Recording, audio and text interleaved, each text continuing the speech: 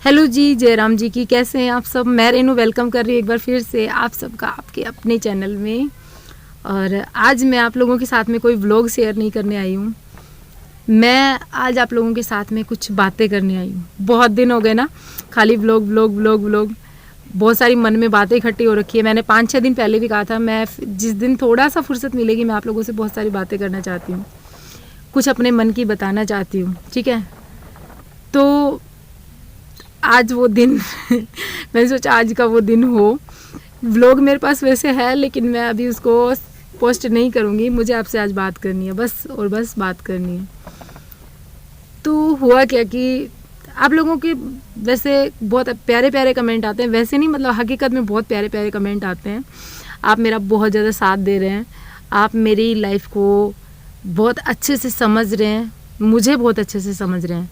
ठीक है, लेकिन कुछ हैं और उनके क्वेश्चन भी जायज़ हैं। मैं ये नहीं कहूँगी उनके क्वेश्चन नाजायज़ हैं, उनके बहुत जायज़ क्वेश्चन हैं। हर इंसान अगर इस सिचुएशन में किसी को देखेगा तो नहीं समझ पाएगा जल्दी से, और जाहिर सी बात है नहीं समझेगा तो क्वेश्चन करेगा।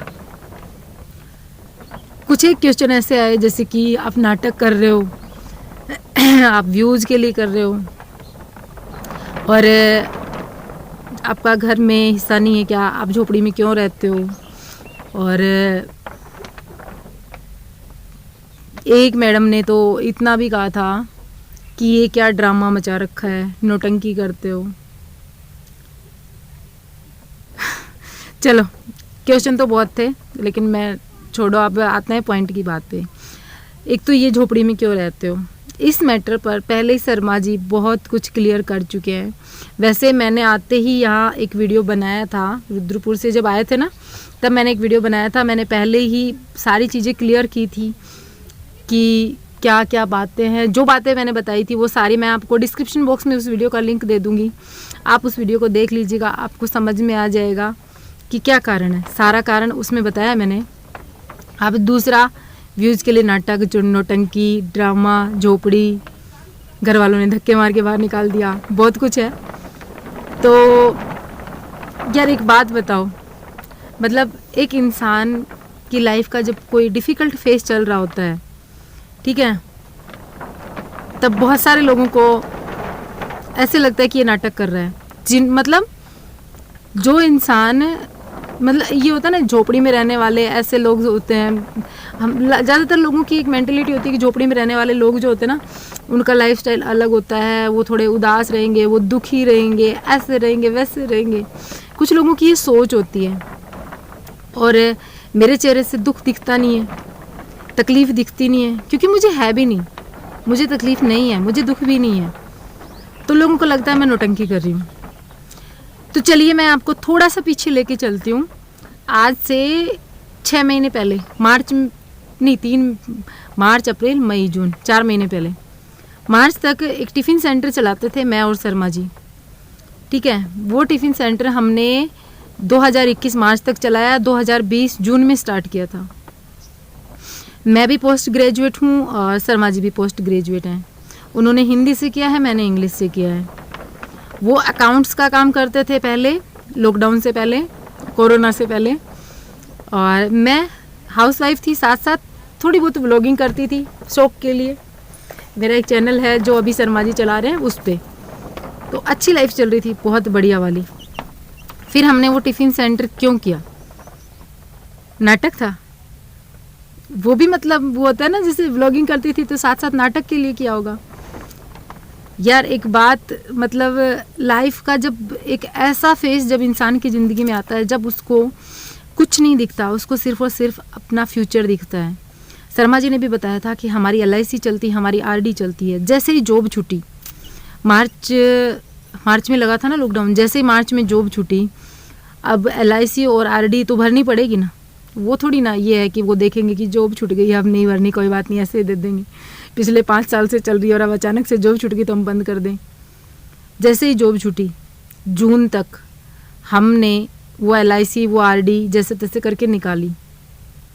ठीक है, अब हर इंसान के दिमाग में एक क्वेश्चन आता है कि मंथली जो खर्चा होगा सो होगा, साथ साथ ये इस टाइप की जो ये RD FD वगैरह होता है ना, इसका भी खर्चा होता है।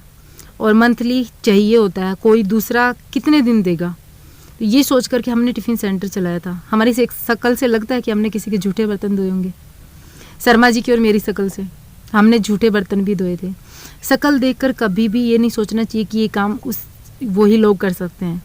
हर काम हर इंसान कर सकता है, काम कोई छोटा बड़ा नहीं होता। हमने, आपको यकीन नहीं होगा लेकिन मैं एक चीज़ और बता देती हूँ, अगर हम यहाँ नहीं आते गांव में तो हमने 2 चीज़ें प्लान की थी। मेरा था, मैं कहती थी गांव चलो, और साथ साथ हम दोनों की एक प्लानिंग और भी होती थी, क्योंकि हमारा जनवरी में वो, जब हमारे दिसंबर में शादी थी बड़े भैया की बेटियों की, जब हम यहाँ आए थे तो हमारा वो टिफ़िन सेंटर जो कि बहुत अच्छा चल गया था। आप वीडियोज़ में देखना, शर्मा जी के चैनल पे सारे वीडियो हैं। मतलब इतने तो नहीं डाल पाई मैं उस काम के चक्कर में, कभी कभी हफ्ते 10 दिन में 1-2 वीडियो डाल देती थी। तो बहुत अच्छा वो टिफ़िन सेंटर चल गया था। लेकिन जैसे ही हम शादी में आए हमारा टिफ़िन सेंटर ठप हो गया, क्योंकि हमारे आते ही जो रेगुलर कस्टमर थे उनको किसी और बंदे ने वहीं पे काम वो शुरू करके, और सारे हमारे रेगुलर कस्टमर उधर चले गए। क्योंकि खाना एक ऐसी चीज़ होती है जो इंसान स्किप नहीं कर सकता, उसको चाहिए भाई। तो वो हमारे रेगुलर कस्टमर हमारे टूट गए कस्टमर। फिर हम वापस गए, हमने फिर से दोबारा से अपना काम शुरू किया। वो वहाँ तक हम नहीं पहुँच पाए। हमने मार्च तक चलाया, मार्च तक हमें वो चीज़ नहीं मिली जैसे हम चाह रहे थे। पीछे हमारा चल रहा था, सिर्फ वहाँ पर गुजारा ही हो रहा था। फिर मार्च के बाद में, अगर मैं आपको ये चीज़ बताऊंगी आप यकीन नहीं करोगे, हम दोनों पोस्ट ग्रेजुएट होते हुए भी अगर हम गांव में नहीं आते तो वहाँ पे हमारी नेक्स्ट प्लानिंग रेहड़ी लगा के ऑन रोड खाना सेल करने की थी। क्योंकि घर से टिफ़िन सप्लाई काम ठप बैठ गया था। ये काम अगर हम गांव नहीं आते तो हम वहाँ करने वाले थे। तो ये तो मत को यार कि शक्ल देख के लगते नहीं हो झोपड़ी में रहने वाले। शक्ल से कोई इंसान ये नहीं देखा जाता कि वो ये काम कर सकता है कि नहीं कर सकता। शक्ल से कभी भी अंदाज़ा नहीं लगाना चाहिए, क्योंकि काम कोई छोटा बड़ा नहीं होता। और मेरी थिंकिंग तो मैं आपको बताऊं तो मुझे कोई भी काम जो कि जिससे कि मेरे परिवार की इज्जत पर दाग ना लगे, करने में मुझे शर्म नहीं आती, चाहे वो काम कोई भी हो, ठीक है। और ये जो हमें ये बॉडी जो भगवान ने दी है ना, शरीर जो दिया है, ये इसलिए दिया है कि इस शरीर से काम करो और ख़ुद को इस मतलब जो ये दुनिया है ना, इस दुनिया में खुद को इसमें